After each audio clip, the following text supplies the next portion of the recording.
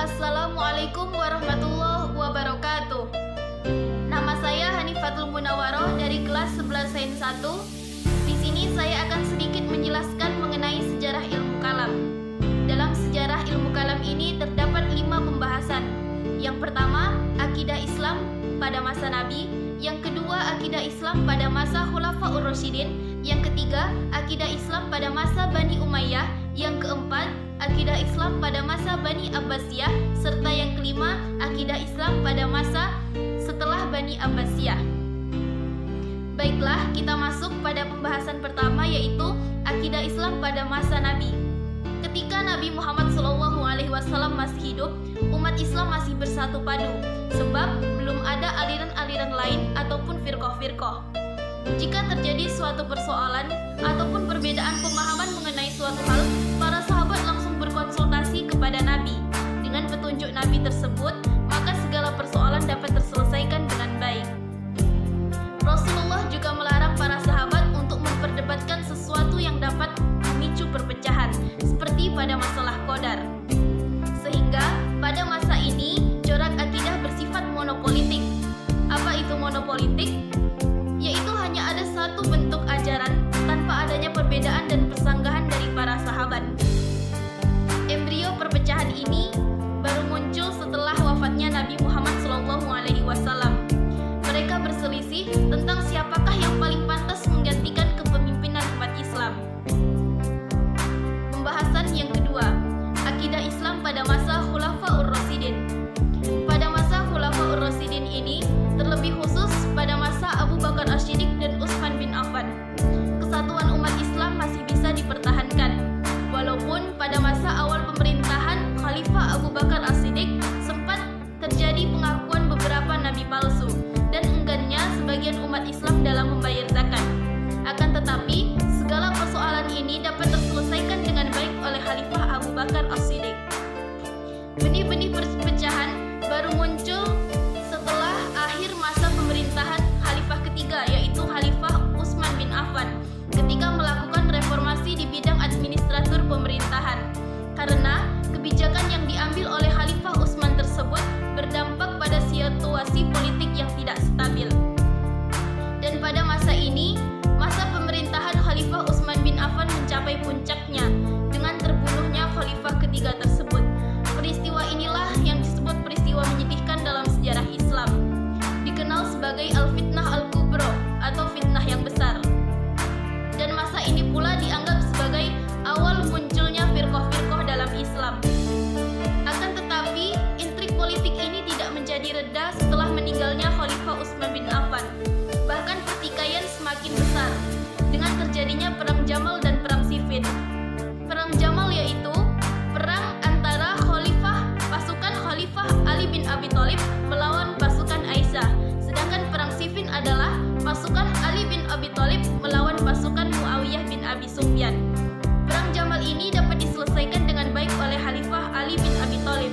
Sedangkan Perang Siffin yang di dalamnya terdapat peristiwa atau perundingan tahkim akan sedikit saya jelaskan pada akhir pembahasan kelima. Pembahasan yang ketiga, akidah Islam pada masa Bani Umayyah. Pada masa ini, perdebatan di bidang akidah sudah sangat tajam. Kedaulatan Islam semakin kokoh sehingga umat Islam semakin leluasa untuk mengembangkan pemikiran-pemikiran yang sebelumnya sama sekali tidak disentuh. Pada corak pemerintahan yang represif dari beberapa khalifah Bani Umayyah tersebut menyebabkan sebagian umat Islam bersikap apatis. Mereka beranggapan bahwa yang mereka alami selama ini telah menjadi suratan takdir. Corak pemikiran yang seperti inilah yang menguntungkan pihak pemerintahan.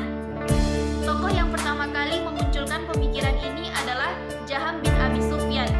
Paham ini dikenal dengan paham Jabariyah. Selanjutnya, ada reaksi dari sebagian umat Islam yang menginginkan perubahan, menandingi paham Jabariyah dengan menciptakan teologi-teologi baru. Motor penggerak paham ini seperti Ma'bad al-Juhani, Ghailan ad-Dimashqi, dan Ja'ad bin Dirham. Mereka inilah tokoh pertama paham Qadariyah. Pembahasan yang keempat, akidah Islam pada masa Bani Abbasiyah. Pada masa ini, hubungan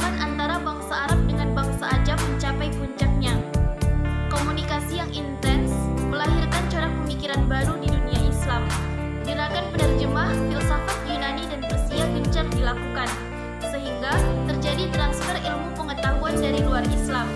Dari corak pemikiran yang baru inilah kemudian dikembangkan oleh para pemikir Islam dalam disiplin ilmu, dikenal sebagai ilmu kalam.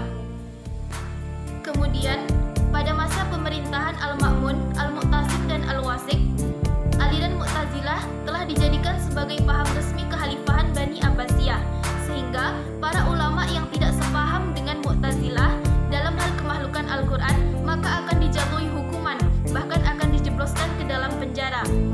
Tindakan Al-Ma'mun menggunakan tangan besi tersebut yang berdampak pada hilangnya simpatik masyarakat pada Mu'tazilah.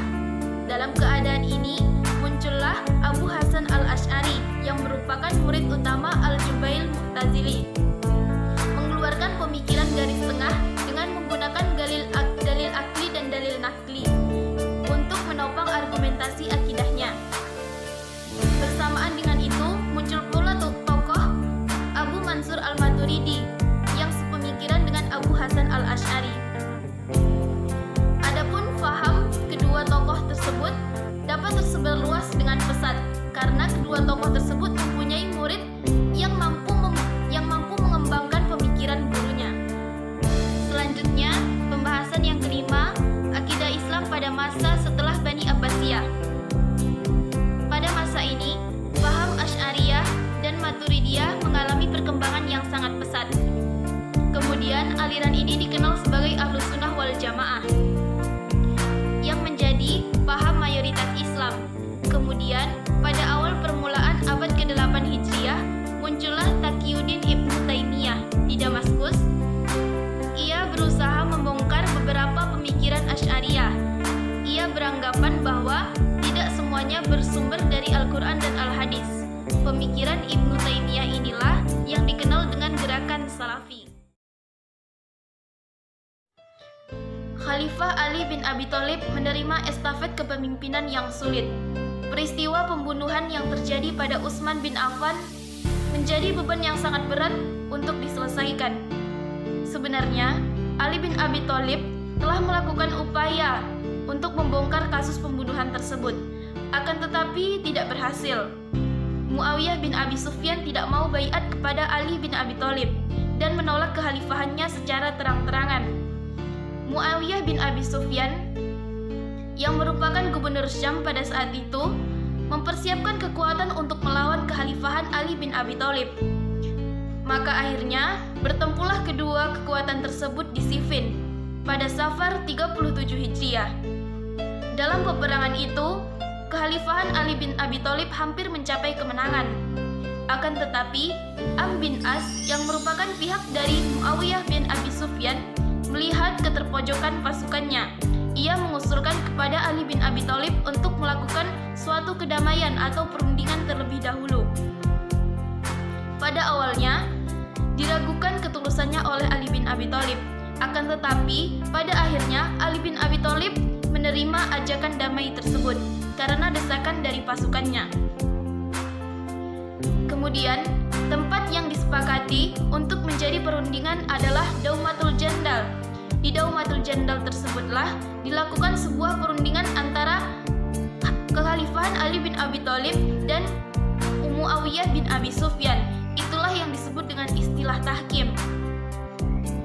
Selanjutnya, delegasi dari Ali bin Abi Thalib adalah Abu Musa al-Asy'ari dan pemimpin delegasi Muawiyah bin Abi Sufyan adalah Am bin As. Masing-masing delegasi berjumlah 400 orang. Ataupun dalam riwayat juga disebutkan ada yang menyebutkan sebanyak 100 orang. Dalam dialognya dicapailah sebuah kesepakatan bahwa untuk meredakan suatu pertikaian, Ali bin Abi Thalib dan Muawiyah bin Abi Sufyan harus diturunkan dari jabatannya. Kemudian Am bin As meminta kepada Abu Musa al-Asy'ari untuk terlebih dahulu menyampaikan hasil kesepakatan. Sebelum Abu Musa al-Asy'ari menyampaikan, Ibnu Abbas yang merupakan pihak dari Ali bin Abi Thalib mencoba untuk menasihatinya dengan mengatakan, Am bin As telah menipumu. Janganlah kamu bersedia menyampaikan kesepakatan sebelum Am bin As menyampaikan ke depan delegasi. Akan tetapi, Abu Musa Musa al-Asy'ari menolaknya. Kemudian Abu Musa al-Asy'ari melanjutkan pidatonya. Kami berdua telah mencapai kesepakatan yang kami nilai sebagai kesepakatan yang terbaik untuk umat, yaitu masing-masing dari kami berdua akan mencopot kekhalifahan Ali bin Abi Thalib dan Muawiyah bin Abi Sufyan. Setelah itu, menyerahkan kepada umat Islam untuk memilih khalifah yang mereka sukai. Dengan ini, saya menyatakan bahwa saya telah mencopot kekhalifahan Ali bin Abi Thalib. Seperti yang diduga oleh Ibnu Abbas, Am bin As mengatakan di depan delegasi, "Kalian telah mendengarkan Abu Musa al-Asy'ari bahwa ia telah mencopot kekhalifahan Ali bin Abi Thalib. Saya juga ikut mencopotnya. Dengan demikian, saya menyatakan Muawiyah adalah khalifah, Muawiyah adalah pemimpin umat untuk melanjutkan kekhalifahan Utsman bin Affan dan berhak untuk menggantikannya." Mendengar pernyataan tersebut, Ibnu Abbas langsung membentak Abu Musa al-Asy'ari dengan dilanjutkan cacian-cacian. "Wahai Am bin As, celakalah kamu telah menipu dan kamu telah berbuat jahat." Dapat dibayangkan betapa gaduhnya dan kacaunya suasana di Jaumatul Jandal saat itu. Akibatnya, dampak dari peristiwa tahkim tersebut, umat Islam terpecah menjadi 3 golongan. Golongan yang pertama yaitu Syiah yang merupakan golongan setia kepada Ali bin Abi Thalib. Yang kedua yaitu golongan Khawarij, perpecahan dari golongan Ali bin Abi Thalib. Dan yang ketiga adalah golongan yang setia kepada Muawiyah bin Abi Sufyan.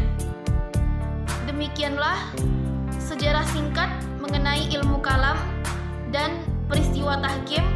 Semoga yang saya sampaikan tadi bermanfaat bagi kita semua, dan jika terdapat kesalahan dalam saya menyampaikan tadi, saya mohon maaf yang sebesar-besarnya. Akhir kata, wassalamualaikum